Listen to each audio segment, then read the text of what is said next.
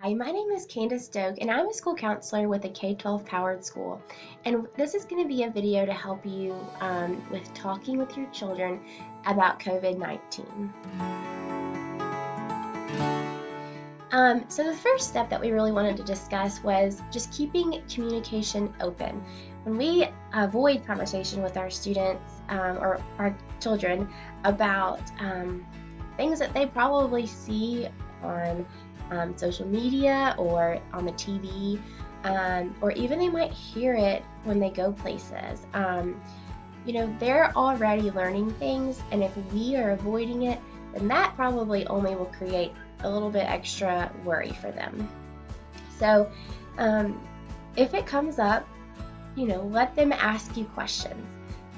Or, if you can see a little bit of signs of worry or distress, whether they're not eating normally, or just a little bit different. Like, you can tell that they're probably a little bit concerned about something. Maybe ask questions. Don't necessarily present them with things that they should be worried about, or share things that they really haven't asked about, because they might not even be aware of those things. And so that would probably just cause a little bit extra concern on their part if we just started bringing up extra things.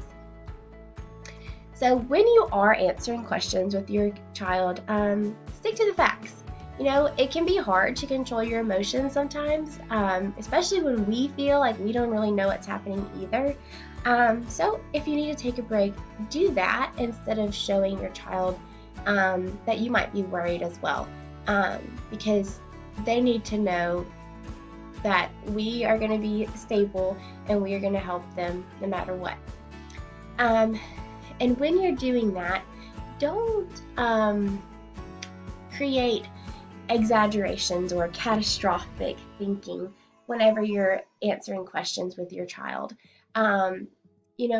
We want to stick to the facts and help them know, like, what they really, what really could help them, and really help them to understand what's going on, rather than create. And the last thing about sticking to the facts would be limit how much your child and even yourself is exposed to the media during this time. This is especially for maybe your teenagers or things like that, where they have social media and everything. It can be very constant and continuous with people discussing how they're feeling, and maybe even being a little bit dramatic about some things that they've heard or that they feel about this time. So it's important to just limit what we allow ourselves to take in one day, and make sure that we are sticking to reliable sources for our information.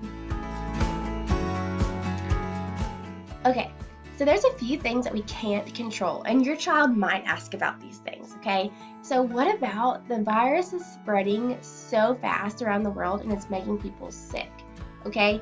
Yeah, we can't control that, and we don't have a vaccine for the disease, and hospitals may become full with having so many people for regular problems, plus this disease that we don't really necessarily have a cure for yet. And we might have to take a break from work and school for a while, and that can cause some stress with wondering, are we going to see our friends again? Are we going to be able to pay for things that we normally have? Especially if your child is aware that if you don't go to work, you might not get paid. Maybe don't share specific numbers and things with your child, but let them know, that you do have a plan for that, hopefully. So with the contrast on those things that we can't control, tell them, hey, you know what? This virus is spreading rapidly, but we can stay home, okay? That's how we can protect ourselves, even though there's not a cure. We can stay away from people, we can wash our hands, So even though we don't have a medicine to take to get rid of the virus yet, we can protect ourselves from ever getting it. And then next, yeah, the hospitals might be very full at times, but it's our job to help, stay home, stay healthy, so that we're not creating even more people in the hospital. That's what we can do to help. That's what we can control right now. And then, we can do school at home. Maybe have a specific schedule that your child tries to do every day. Like have school time. Let them know, hey, we're still going to learn. We're still going to do school. And if they can, talk to their teacher. Let them, Zoom conference their teacher, or maybe if they have a Sunday school teacher that they miss, or anybody like that they normally would see regularly, maybe let them still see them sometimes virtually. And if they ask about money, say, hey, we're aware that things might be a little different. Maybe we won't be able to go shopping as much, but we can't even really leave our house, so that's fine. Or maybe we can't go out to eat all the time. We can't leave our house anyway. So we're going to make food at home, and it's going to be okay. This is our plan. This is what we can do. This is what we can control right now. Okay? And then, giving a child ways to take ownership of their safety will promote just confidence in the time right now that they're going through.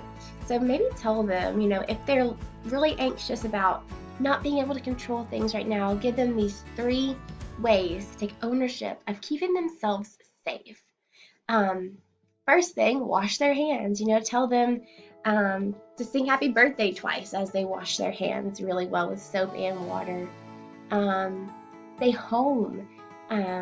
That's one thing that they can do. They can keep themselves safe by staying at home, playing at home, and outside their home, things like that. And then give them ownership. Maybe they can have some sort of time throughout the day that you schedule in that they are able to call a friend that they miss, or call a family member that they can't see right now, or their teacher. Things like that. Let them know that they still can have that community and that socialization, even though we have to stay at home for a while. And some resources that we have to share with you if you still feel like you don't quite know what to do. K-12 has some resources right now. Also for school, like if you're wanting to provide your child with a little bit extra structured learning, K-12 is offering a few resources for that, so check that out. Also, YouTube actually has some pretty good videos that are kid-friendly right now that really break down what a virus is, what the coronavirus is, and what we can do to stay safe. And also, the Child Mind Institute is always a great place if you're trying to figure out how to talk to your child about anything, pretty much. So they have some help there as well in many different ways to help you learn how to talk to your child about the coronavirus. And if you need anything, definitely reach out. K-12 is here to help.